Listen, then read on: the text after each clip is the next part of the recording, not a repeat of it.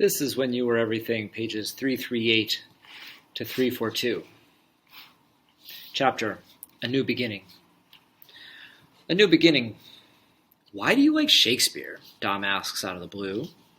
After he pulls me out of the rain and leads me up the stairs, he offers me a pair of his sweats and a long-sleeved t-shirt. I step into his room with my dripping jeans and sweater in hand, and he takes the wet clothes from me and dumps them into the dryer in the hall. I'm still wearing my damp underwear because I was worried that either my body touching his clothes directly or seeing his hands on my bra would make me spontaneously combust. I'm barely holding it together with the soft fabric that smells like him, touching easy places like my wrists and the backs of my knees. I wouldn't be able to handle much more. When he steps back into his room, I'm standing in one corner near the window looking out at the rain. His clothes are all way too big, and a part of me wants him to occupy the space my small body has left in the unrolled sleeves of his shirt, the drooping fabric of his pants. Why do I like Shakespeare? I repeat, turning slowly to face him, because I'm surrounded by too much domness for my brain to operate at full capacity. He nods. Do you like it for its beauty or for its meaning?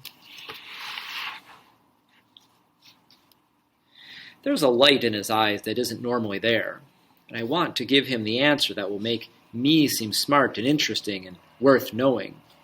I've decided to trust him, and I want to prove that he should trust me too. Somehow I'm a girl who makes all the wrong choices, but I'm also a girl who aches in every way to be wanted despite my mistakes. I'm about to answer when he steps closer to me and keeps talking. Pretty words are easy, shorty, he says, reaching out to me. He rolls up the sleeves of his shirt I'm wearing, revealing one of my small hands and then the other. But the stories are the complicated part. They're messy and tragic and funny and broken. Dom licks his lips and something inside me falls off a cliff. Shakespeare, he used a lot of pretty words. And sometimes he used them to obscure or hide the truth a little. I nod and Dom kneels.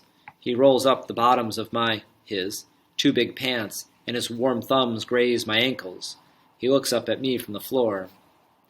You just said a lot of pretty words to me, he says, his eyes not wavering from mine, like he's trying to see inside me.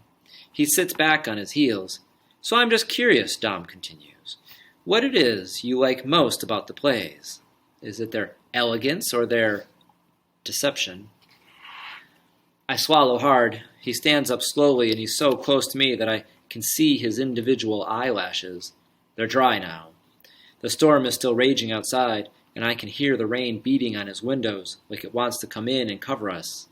I feel like my answer will matter more than it should, that he's asking because this will reveal something about me that Dom is desperate to know. Can't I like both?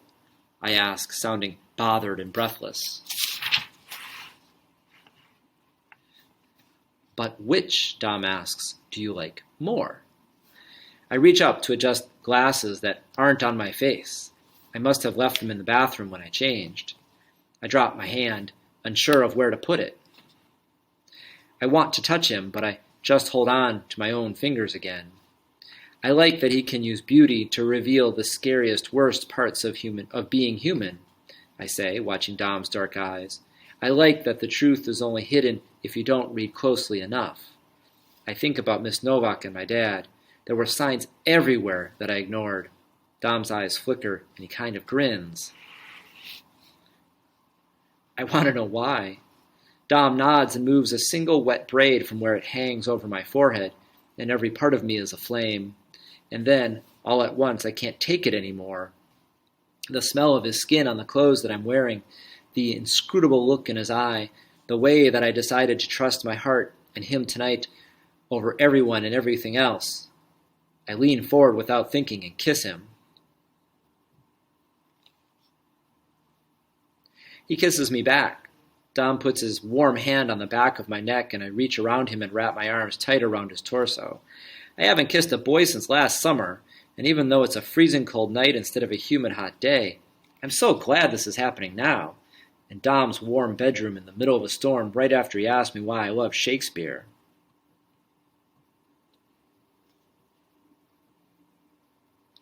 He backs me toward the door and I trip over my wet boots, and when I almost break away laughing, he doesn't let me. I'm glad. His lips curl against mine in a smile, but we keep kissing. All hot mouths and wet hair and hands. We make out against the door, and his arms rest against the wood on either side of my head, making his body feel like it's filling the whole room. All I can see is him. When I lift my hands to wrap my arms around his neck, I accidentally hit the light switch. The room goes dark, and then I do break away giggling. I say, "Oops," and I feel his forty whisper against my cheeks in the sudden darkness. "You move fast," he says. "It was an accident," I reply, slapping at his chest. And then I blindly grope the wall for the switch. But when I find it, it's already flipped up in the on position, which is strange. I flick it down, but the room still stays dark. "Oh no," I say. "I think the power's out." I feel more than see Don grin. "Nice," he says, and for a second I'm laughing too hard to kiss him anymore. Dom has his phone in his pocket, so he pulls it out, flips on the flashlight, and shines it above us, so we can see each other's faces. "Hey," he says. "Hi," I say. I feel exposed and suddenly shy in the bright light of his phone. I don't know what I'm supposed to say or do next. My face is burning because I can't believe what has just happened. But I hope Dom can't tell.